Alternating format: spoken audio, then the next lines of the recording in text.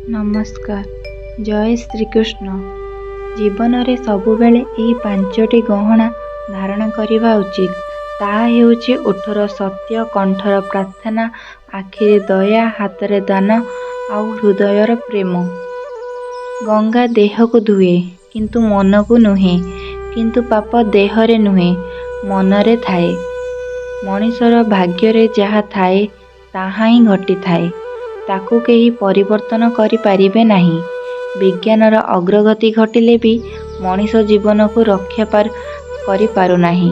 मनीष जेते दिन पाई ए धरापृष्ठ को आसीछि सेतिकी दिन तार लीला खेल करी पुणी फेरी जीव। सृष्टिकर्ता हेउछंती निर्देशक, आमे माने जणे जणे कलाकारक। तेणु प्रतिदिन सकाळु प्रभु को दुई हाथ टेकी समर्पणर भावनारे निजको समर्पित देबा, जेपरि आजि दिन अभिनयर सुंदर रे भरी जाऊ आम जीवनटा। गोटे कथा मने रखंतु, जेते जहा सह जेते दिन संपर्क लेखा सेतिकी दिन रहिबो। तुमे जेते भी चाहिले भी संपर्क भांगिबाकू अटकेई पारिबो नाही। काहींकि ना ए जीवनर नाटकरे काहा सहित केते दिन अभिनय करिबाकू पड़िबो सेईटा ईश्वर आगरू स्थिर करी ए संसार को आमको पठेइछंती।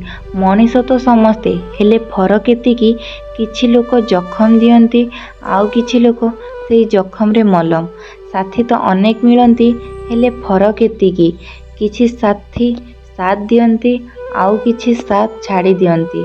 भल तो समस्ते पाती, हेले फरक एति किछि जीवन रे देई दियंती आउ किछि जीवन नहीं जाती।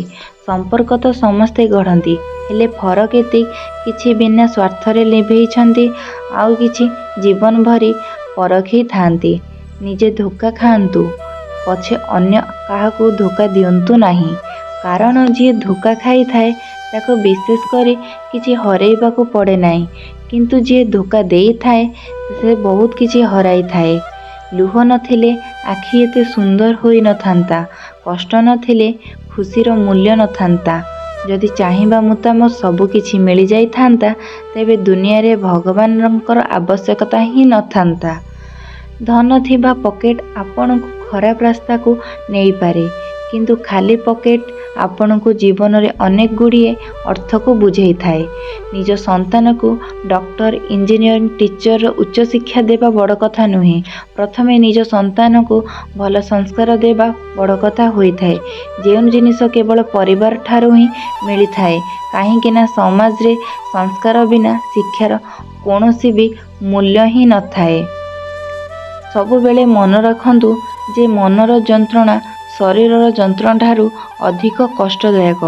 सेथिपाई केबे काहार मन को कष्ट दियंतु नाही। रावण जेतेबेले मृत शଯ୍ୟାରେ थिला, से राम को गोटे बहुत भल कथा कहिथिला कि मु तुम ठारू बड़, सबु आ कथारे बड़ अटे। बयस रे भी, बुद्धि रे भी, बल रे भी मोर कुटुंब भी तुम ठारू बड़ अटे। मोर लंका सुना भी अटे, धन दौलत रे भी मो राज्य तुम ठारू बड़। यह सब पर भी मु हारी गली। जानिछ काहींकी? कारण तुम भाई तुम साथी रे थिला ओ मो भाई मो विपक्ष रे थिला। निज निज मध्य रे एकता रखंतु, कारण कोनोसी भी गछ कटा जानते नाही जदि कुराड़ी पछरे काठ खंडे नथांता। सबु बेले खुशी रे रहिबाकू चेष्टा कर, कारण आजिकाली लोक माने अन्यर दुख देखि खुशी हुअंती। क्रोध और बात्या एका परी शांत होला परे जणा पड़े केतेक जनकर क्षयक्षति होईची। स्वास्थ्यकर कहती क्रोध को शांत करने निहाती जरूरी, कारण यह मनीष को पशु स्तर को नहीं थाए। मु श्रेष्ठ कथा मोर किछि भूल नहीं। समस्त को डराई रखिबा भली अनेक हीन भावना मनीष को क्रोध ही आसी थाए। जीवन रे एक रंगमहल। एठी भल काम कले गाली, खराब काम कले ताली। समस्ते समस्तक अभिनय रे व्यस्त। जी जेते भल अभिनय कला सी सेते लोक माननकु निजर करि पारिबे। देरी रे हेबो किंतु ठीक हेबो। मने रख, तुम समयटा खराब तुम जीवनटा नुहे। टिके अपेक्षा कर, सबु किछि समय तुमको फेराई देबो। जन्म अटे पितामाता उपहार, शिक्षा अटे गुरुजन उपहार, चाकरी अटे भविष्यतर उपहार, ସ୍ତ୍ରୀ ଅଟେ ଜୀବନର ଉପହାର, କିନ୍ତୁ ବନ୍ଧୁ ଅଟେ ଭଗବାନଙ୍କ ଉପହାର। ଯେତେବେଳେ ଜଣେ ଅପରିଷ୍କାର ଥାଏ ଏହାକୁ ଘାଣ୍ଟନ୍ତୁ ନାହିଁ, ଏହା ସ୍ଥିର ରଖନ୍ତୁ।